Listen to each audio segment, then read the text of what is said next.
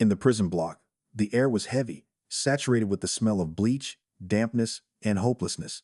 The concrete walls, covered in peeling paint, seemed to absorb any hint of life. Louis Henderson, better known on the streets of South Chicago as El Blaze, sat on the edge of the narrow metal bunk, gripping a battered notebook in his hands. His fingers, calloused from months of confinement, nervously fidgeted with the cover, marked with random lines. Above him, fluorescent lights buzzed, their cold glow casting sharp shadows that seemed to move of their own accord. At just 22 years old, Louis found himself locked in this gray hell, where time did not flow but crawled, leaving behind only the echoes of guards' footsteps and the distant clanging of iron doors. He was sentenced to 7 years. 7 years for a crime that he insisted to anyone willing to listen he did not commit. Robbing a corner store, a petty crime by the standards of the criminal world, but enough for the system to grind another life into dust. It all began with a blurry surveillance recording, a grainy image of a person in a black hoodie, their face hidden by the hood. The police, not bothering with doubts, pointed at the screen. "That's you." Louis tried to explain he wasn't in that area. He didn't even wear those sneakers, but his voice drowned in indifference. The prosecutor, with tired eyes and a pile of files, repeated the accusation like a rehearsed script. The judge, barely glancing at Louis, nodded, signed the paper, and the gavel struck like a nail in the coffin. Case closed. Louis was no saint. South Chicago, where he grew up, left no room for naivety. The streets, smelling of asphalt and gunpowder, taught survival, not dreaming. He hung out with guys who walked the line of the law, but he tried to stay away from serious trouble. His weapon was different words, rhythm, music. In the neighborhood, he was El Blaze, the guy whose freestyles drew crowds at summer parties. His rhyme, sharp as gunshots and honest as confessions, made people nod their heads in time. But in court, his talent meant nothing. There, they saw only the black hoodie, black skin, and statistics that had already decided his fate. In his cell, Louis felt the walls closing in. The 6 by 8 foot space became his world. A narrow bunk, a metal toilet, a tiny window barred with a grate, through which barely a sliver of sky broke through. Outside, life continued. Friends hung out, his mother prayed, and the city buzzed, unaware that one of its voices was gone. Here, every day was a copy of the last wake up, count, eat food that resembled cardboard, and endure endless waiting. Waiting for letters, visits, news. A waiting that could break anyone. But Louis did not break. In his hands was the notebook, the only thing connecting him to who he was before prison. A dull pencil, which he had to sharpen against the concrete floor, became his tool. He wrote when the lights went out and the block sank into twilight. He wrote while other inmates screamed or cried in their cells. He wrote because it was the only thing the system could not take from him. His words were a protest, a prayer, a way to remind himself that he was still alive. Henderson sliced through the air like a knife, low and rhythmic. He wasn't singing, he was rapping, spitting out lines that were born in his mind and laid down on the pages of his battered notebook. "My body's in a cage, but my soul's set free. Truth is my blade. I'll carve out my destiny." The words bounced off the gray walls, raw and unpolished, yet pulsing with life. In those lines was anger, there was pain, but most importantly hope that the prison could not suffocate. For Louis, known on the streets as El Blaze, rap became not just an art form, but a lifeline, the only way to stay afloat in a sea of despair. Music had always been his refuge. In South Chicago, where gunshots rang out more often than laughter, Louis found freedom in rhythm. As a teenager, he would freestyle at street parties, standing under a streetlight or on someone's porch while the crowd caught his beats, stomping their feet on the pavement. His rhymes were a mirror of the neighborhood, tales of struggle, loss, and dreams shattered against reality. El Blaze wasn't a star, but he was known. His voice gruff, with a slight southern drawl, hooked listeners, making them pay attention. But in prison, there were no crowds, no streetlights, no freedom. Just him, the notebook, and the pencil he sharpened against the rough floor until the graphite began to crumble. Every night, when the block fell silent and the fluorescent lights dimmed, Louis would sit on the edge of the bunk and write. His cell transformed into a studio, where instead of a microphone, there was a whisper, and instead of beats, there was the thumping of his heart. He wasn't just composing, he was pouring out everything he had bottled up. The injustice of his sentence, the fear of fading away behind bars, the longing for his mother, who cried at every visit. The lines came to him as if someone above was dictating them. "They took my light, but not my fire. I write until the truth becomes my armor." These words were his rebellion against a system that saw him as nothing more than a case number. Sometimes, his rap reached others. In the prison block, where everyone was out for themselves, Luis's music did the impossible. It united. When he rapped softly, someone from a neighboring cell would start tapping on the metal bunk, keeping the beat. Others would join in, and for a few moments, the concrete hell was filled with something alive. These were rare moments when the inmates broken or bitter men became something more than just occupants of cages. One of them, an old man nicknamed Preacher, once shouted through the bars, "Hey, Blaze, keep it going. It's the only thing keeping us alive." Luis only smiled, but inside he felt warmth. His voice meant something. Rap was for Luis, not just a way to pass the time. It was his way of staying true to himself. Prison stripped away everything: freedom, dignity, hope. But it couldn't take away his gift. Every word scratched into the notebook was a challenge. Every performance, even if the audience was just the waswas proof that he hadn't been broken. He wrote about his innocence, about a system that devoured people alive, about the dream of getting out and seeing the sky again without bars. And in those lines, he found the strength to wake up each morning and face another gray day. On one of those long prison nights, when the silence of the block was broken only by coughs and the clanging of doors, Louis Henderson, also known as El Blaze, was reading a new track. His voice, hoarse and fierce, sank into the walls of his cell. The track was called "Free My Name," an anthem of pain and resistance, where every line struck like a blow. They see my face, but don't feel the pain. They've labeled me, let the truth decay. The words, born within the confines of 6 feet of concrete, carried a cry for justice, for a system that buries alive those who were never given a chance. Little did Luis know that this track would become his ticket to freedom. Officer Marcus, a young man with weary eyes, was one of the few who didn't view inmates as trash. Sometimes, as he passed by Luis's cell, he would slow his pace, nodding to the rhythm of his rhymes. That night, when Marcus heard "Free My Name," he froze. Something in those words and their rhythm, in their truth, struck a chord with him. Acting on impulse, he pulled out his phone and recorded a minute of the track. Luis's voice blended with the background noise of the prison. The creaking of bunks, distant shouts, the clinking of keys. It was a raw, almost accidental recording, but it pulsated with life. Marcus didn't think he was doing anything significant. He simply showed the recording to his cousin Layla, a DJ at a local radio station who was always on the lookout for fresh material. Layla listened to the track in her car, and her eyes widened. "This is fire," she said, shaking her head. "This isn't just rap, it's truth." Without wasting time, she uploaded a snippet to SoundCloud, adding a short description. "Voice from prison. El Blaze, Chicago. Number Free My Name." She didn't expect much, just wanted to share the find with her friends online. But the internet is a spark that can ignite a fire. Within hours, local bloggers began reposting the track, then Chicago pages picked it up, and soon it spread beyond the city. The raw sound, infused with the echo of prison, captivated listeners. People heard not just music, they heard a story. Bloggers dubbed El Blaze the voice of the unheard, and commenters online shared their own stories of injustice. Someone wrote, "This is about my brother. He's locked up for no reason." Others simply dropped fire emojis and the hashtag number, Free El Blaze. Within a few days, the track racked up tens of thousands of listens. Layla, overwhelmed, watched the view count climb. She reached out to Marcus, who just shrugged. "I just recorded it. Layla, it's all him." Neither of them knew that this minute, recorded on a phone, would set off a chain reaction. On Twitter, the hashtag number Free El Blaze began trending, and activists started asking questions. Who is El Blaze? Why is he in prison? What's the case that no one has looked into? Luis, sitting in his cell, had no idea that his voice was already resonating far beyond the bars, awakening those who were ready to listen. The track, Free My Name, by El Blaze, recorded on a guard's phone and uploaded to SoundCloud, became the spark that ignited a fire. Within just a few days, a minute of hoarse rap, infused with the echoes of prison, transformed into something more than just a song. It became a symbol, an anthem for those whom the system had cornered.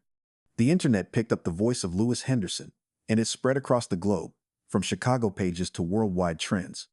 Luis, locked in his cell without access to a phone or news, continued to scratch lines in his notebook, unaware that his words were already changing reality beyond the prison walls. By the end of the first week, a petition for a review of Luis's case, initiated by a local activist, had garnered 50,000 signatures. People, moved by his story, shared the track on social media, attaching the hashtag #FreeLBlaze. Twitter buzzed with users discussing the injustices of the judicial system, racial biases, and how easily a person could be erased by simply pointing to a blurry video. LBlaze is not just one person, he represents thousands of us, wrote one blogger, and his tweet received thousands of retweets.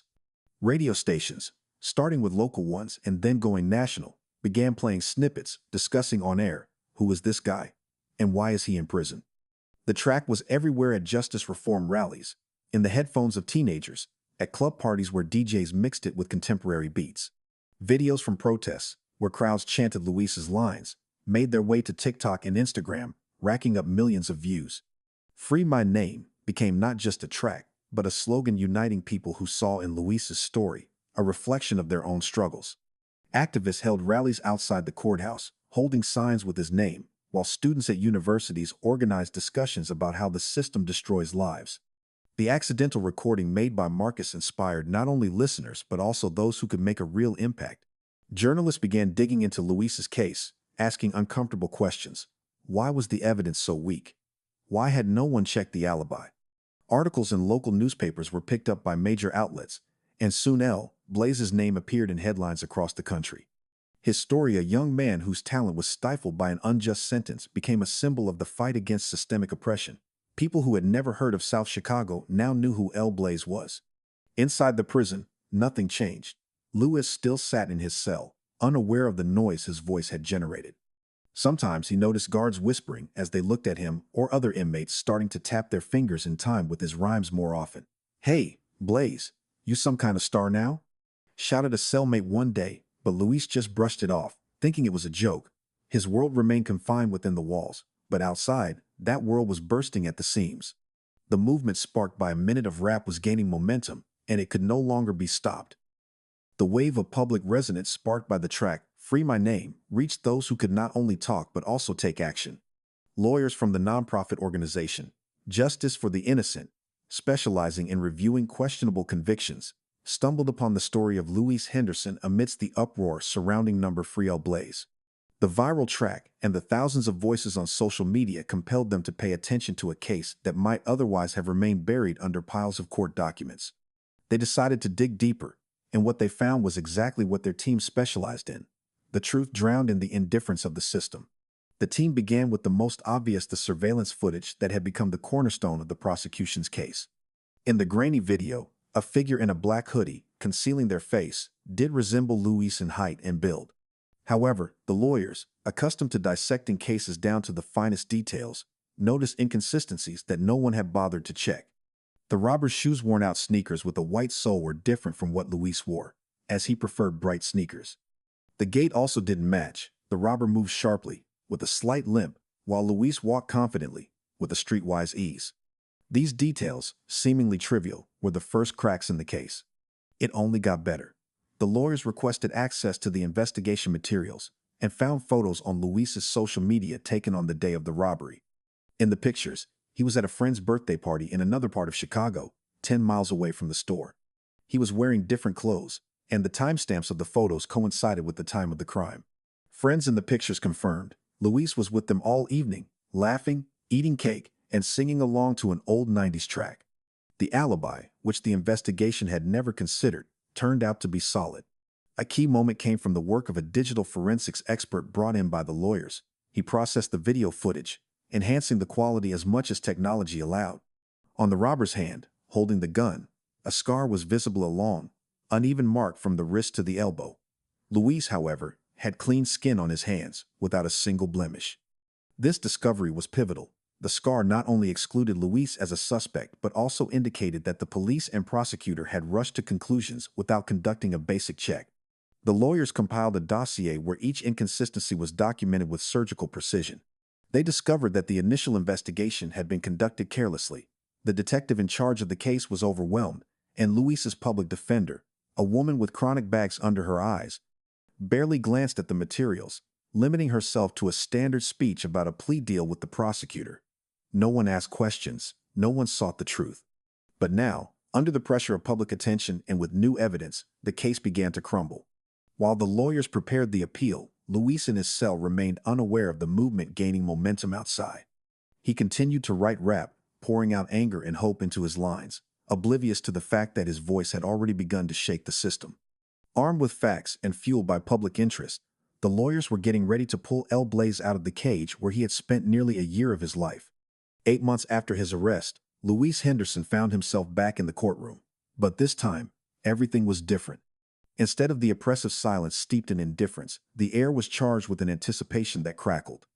The room was packed, journalists with notepads, activists holding number-free L. Blaze signs, Louis's mother clutching a handkerchief, and even a few curious onlookers drawn in by the buzz surrounding the viral track.